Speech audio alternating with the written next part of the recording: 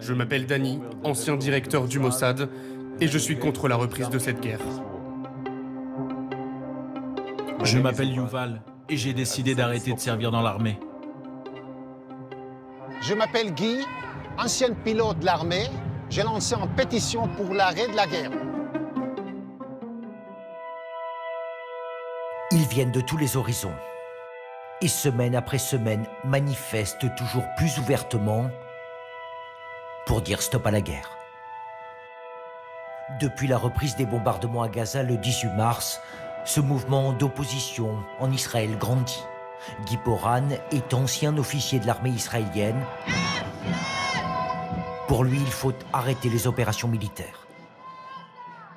Tout d'abord, les otages, le fait qu'il faut libérer les otages. Aussi, la vie des soldats israéliens qui sont en danger et la vie des citoyens innocents palestiniens. Il est à l'origine d'une pétition signée par 1 millier de pilotes de l'air. 51 autres vont suivre, avocats, médecins, enseignants, au total 140 000 signataires en 10 jours. Ces contestataires dénoncent le manque de stratégie du gouvernement.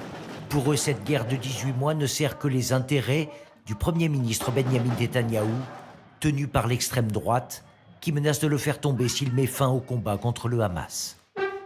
Danny Yatom est un ancien directeur du Mossad, les services de renseignement extérieur.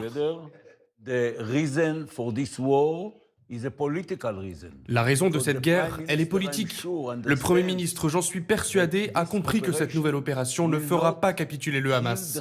Il le sait très bien. La colère gronde partout dans le pays.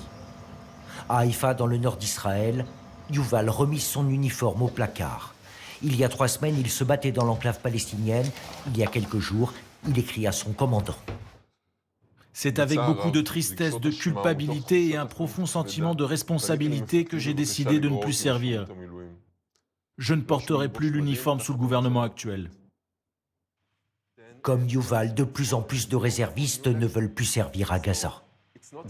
La dernière fois que j'étais à Gaza, j'ai compris qu'Israël se dirigeait vers une nouvelle opération terrestre plutôt que vers un accord pour la libération d'otages. Le monde entier voit ce qui se passe à Gaza. Tout est détruit ou presque. C'est une tragédie pour tout le monde.